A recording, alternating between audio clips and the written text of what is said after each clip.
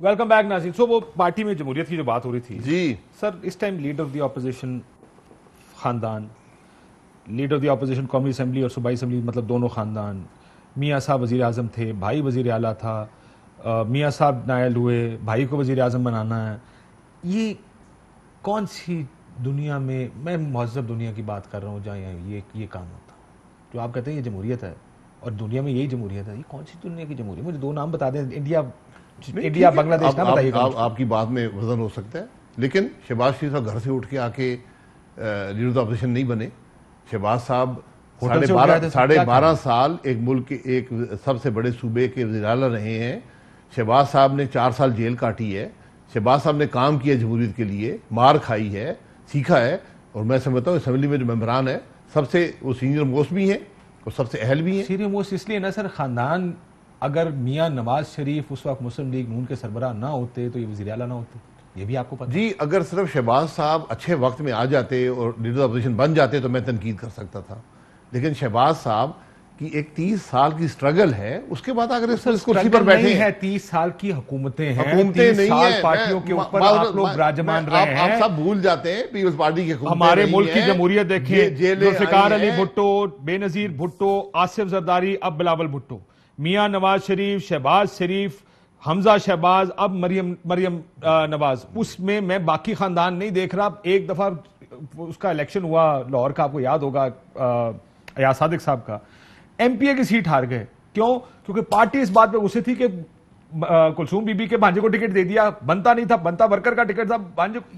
ये है जमहूरियत जिसको आप कहते हैं। बिल्कुल, ये गलती हो जाती है, ये गलतियां नहीं है सर, यही आपकी जमहूरियत है। आप जो तनकीद कर रहे हैं बिल्कुल मैं उससे एग्री करता हूं, लेकिन इन मामलात का हल मजीद जमहूरियत में है। अगर हमारे मुल्क में मैं गुजारिश पार्टी में अगर मैं गुजारिश करने दे, अगर हमारे मुल्क में जमहूरियत चलती रहती, लीडरशिप डेवलप हो जाती। अब जब भी मुश्किल मसला वक्त आता है तो जो पार्टी की लीडरशिप होती है वही सामने आती है, वही ये सारी मार खाते हैं। आज अगर मार खा रहे हैं, अच्छा आप मियां साहब अगर मार खा रहे हैं, अब ये भूल जाते हैं कि जेल में कौन गया? नवाज शरीफ। जेल में कौन गया? शहबाज शरीफ। जेल में कौन गया? मरियम नवाज। जेल में कौन गया? हमजा शहबाज। बाकी हम भी गए, लेकिन उन्होंने भी कुर्बानियां दी हैं। आप किसी से महज इस बात पे कि उसका ताल्लुक एक खानदान से है, आप उससे सियासत का हक नहीं ले सकते। मैं ये गुजारिश करूंगा। सर हक नहीं, ये जो बाय राइट लोग बाय राइट सर, ये बाय राइट है, जिसको लोग कबूल करते हैं वही बनता है, जो डिलीवर कर सकता है वही बनता है। अगर शहबाज साहब डिलीवर ना कर सकते होते, शहबाज साहब डिलीवर ना कर सकते होते, शहबाज साहब का नाम बुजदार होता तो फिर यकीनन आप तनकीद कर सकते थे। शहबाज साहब ने डिलीवर किया है इस 12.5 साल वो डिलीवर इसलिए कर पाए क्योंकि छोटे भाई थे एंड ऑब्वियस चॉइस थी कि चल तू बन जा। अब तो ट्रायल एंड एरर की बुनियाद पे आ गया ना मामला। वज़ीर आज़म क्या देता है चीफ मिनिस्टर को? सब चीफ मिनिस्टर को पूरा मिलता है। बल्कि मैंने तो ये देखा, मैं खुद भी वज़ीर आज़म रहा, कि हम शहबाज साहब से ज्यादा ले लेते थे दूसरे सूबों को देने के लिए, उनको कुर्बानी देनी पड़ती थी। तो ये बात आप देखें, डिलीवरी को देखें। आप हर वक्त जी फराना आप डिलीवरी देखें। सर जब आप अगर बुज़दार डिलीवर कर लेता तो आपकी बात मान लेता। सर बुज़दार, मसला ये है कि बुज़दार की मिसाल को आप उससे कंपेयर ना करें। मैं किसी और की मिसाल देता हूं। मैं ये जो केपी के है महमूद साहब, आप किसी पैड़ियां मसाला दे सो नहीं, पैड़ियां तो चंगी है, दूसरों की चंगी नहीं छोड़ो, दूसरों चंगी दे। सर मसला ये है कि जमहूरियत होती है तो लोग दूसरे लोग, मुझे याद है एक दफा जियो पर बहस हो रही थी, साद रफीक साहब उधर मेहमान थे, किसी ने कहा कि जी अगला लीडर कौन, हमजा या मरियम? ने कहा ये क्यों बनेंगे, ये पार्टी है, पार्टी फैसला करेगी। और वही हुआ जो उस वक्त कोर्ट जरा थोड़ी जज्बाती और नजरियाती ज्यादा थे। सर आप उनके सीट वार्मर थे, सर वो भतीजे भी थे, उनके दामाद भी एमएनए थे और भी रिश्तेदार थे। You were supposed to be a seat warmer. वो तो एक अलग गल हुई। मैं कतन सीट वार्मर नहीं था। You refuse to become one. जी, वो आपकी जगह किसी और आदमी का नाम होता, वो बड़ी खुशी खुशी 2 महीने के लिए बन जाता। फैसला तो हुआ ना, फैसला तो हो गया ना सर। आप ये क्रेडिट दें। फैसला हुआ।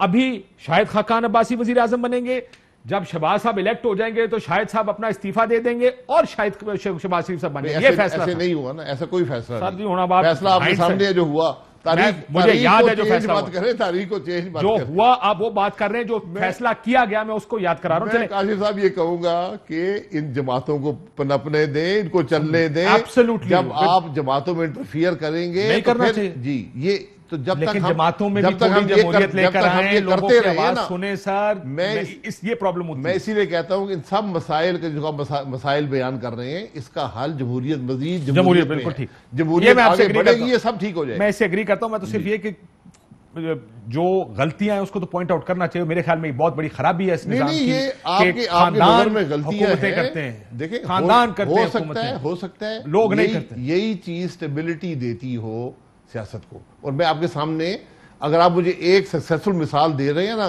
कि शरीफ फैमिली है या भुट्टो फैमिली है, मैं आपको 10 फैमिली के नाम देता हूं जो मौलाना फजल रहमान की फैमिली है, असफंद यार वली की। सर क्या बात कर रहे हैं, असफंद यार वली की फैमिलियों को मुझे बताएं, को पार्टी जो फैमिलियों के बगैर आगे चल रही है, उसका बेटा, उसका बेटा, उसका भाई, उसका चाचा, लीडर ऑफ द ऑपोजिशन मौलाना साहब का बच्चा भाई होगा, इधर से इधर उनका बेटा होगा, उधर उनका वो खुद होंगे। इसकी वजह क्या है, इसमें सोच लें।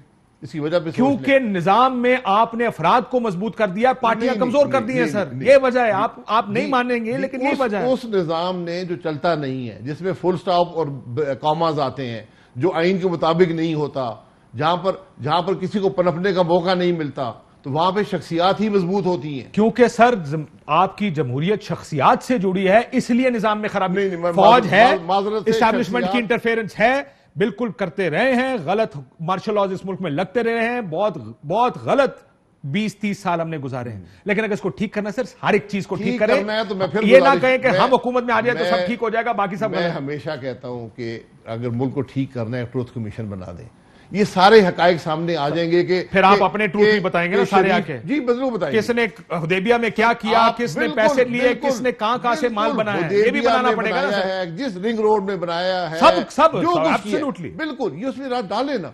क्यों डरते सर? क्योंकि कोई सच नहीं बोलेगा सर। सच क्यों नहीं बोलेंगे? ट्रूथ कमीशन ये नहीं होता सर कि मैं अपना झूठ बोल दूं और आप सच बोलें। वो ट्रूथ कमीशन का मतलब होता है मैं भी सच बोलूं, आप भी सच बोलें। आप अपना झूठ बोलें, दूसरा सच बोलेगा। अगर झूठ बोलना है तो की फायदा? दूसरा सच बोलेगा, चौथा सच बोलेगा, 10वां सच बोलेगा। ट्रूथ कमीशन में आप फैसले नहीं करते, आप किसी पर ये इल्जाम नहीं लगाते, आप हकायक अवाम के सामने रखते हैं, अवाम पर फैसला खुद कर लेंगे। जब हकायक अवाम के सामने आएंगे कि मुल्क में होता क्या रहा है, फिर मैं समझता हूं मुल्क आगे चल पाएगा। वैसे एक चीज फैक्ट के तौर पे जी, 30 जुलाई को यह फैसला हुआ था, शहबाज शरीफ साहब मुस्तकबिल के वजीर आजम, अबूरी वजीर आजम Shahid Khaqan Abbasi. Just to tell you कि ये ऐसा फैसला नहीं था। मैं बिल्कुल आपको वाज़ेह बात कर, यानी मुझे ये आप ये कह रहे हैं कि उस दिन शहबाज शरीफ साहब के वजीर आजम बनने का ऐलान नहीं हुआ था? नहीं, दिखा दें।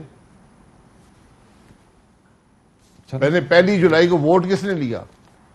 सर ये चले इसके ऊपर खबर निकाल के लाते। चले खबर निकाल ले, खबरें ना सुनाए, मैं हकायक की बात कर रहा हूं, आप मुझे खबरें सुनाते। आपने मुझे कहा, जब मैंने कहा शहबाज साहब, आपने कहा मैंने इनकार कर, मैंने कहा आप सीट वॉर में, आपने कहा मैंने इनकार कर। वो बात छोड़ देना, फैसला क्या हुआ?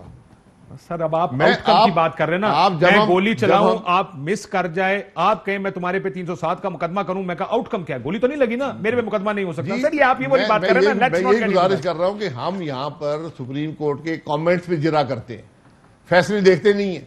फैसले में भी सुप्रीम कोर्ट कहता है ये फैसला होता है, प्रेसिडेंस ना बनाया जाए, लेकिन लेट्स बी फेयर।